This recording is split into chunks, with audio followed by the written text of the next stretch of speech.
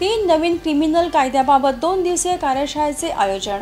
भारत सरकार यांनी ऑगस्ट 2019 मध्ये भारतीय दंड संहिता 1860, फौजदारी प्रक्रिया संहिता 1973 व भारतीय पुरावा कायदा 1872 या कायद्यामध्ये सुधारणा करून नवीन कायद्याच्या निर्मितीच्या कामाला प्रारंभ करण्यात आला।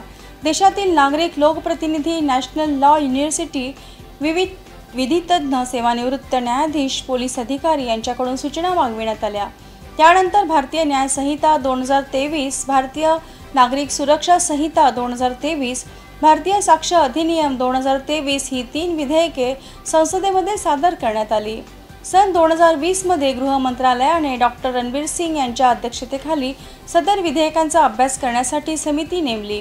त्यानंतर सुधारित विधेयके संसदेच्या दोन्ही सभागृहामध्ये मंजूर होऊन दिनांक 25 डिसेंबर 2023 रोजी माननीय राष्ट्रपती यांची त्यावर स्वाक्षरी झाली। सदर तिन्ही कायद्याची अंमलबजावणी दिनांक 1 जुलै 2024 पासून संपूर्ण भारत देशात लागू करण्यात आली आहे।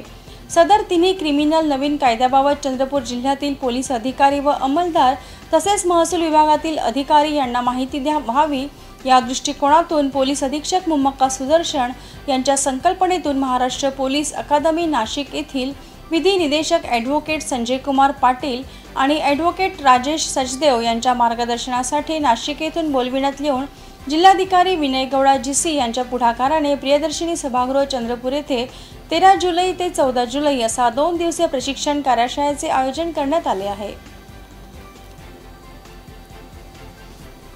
चंद्रपूर जिल्ह्यामध्ये 3 नवीन फौजदारी कायद्याच्या संदर्भात प्रशिक्षण होता।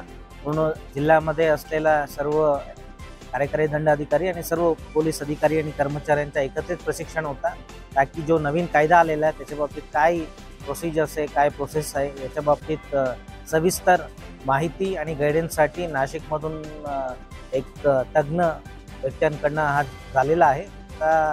अपेक्षा आहे की पूर्ण जिल्हा नवीन कायद्याच्या यशस्वीरित्या आणि सक्षमपणे अंमलबजावणी करेल।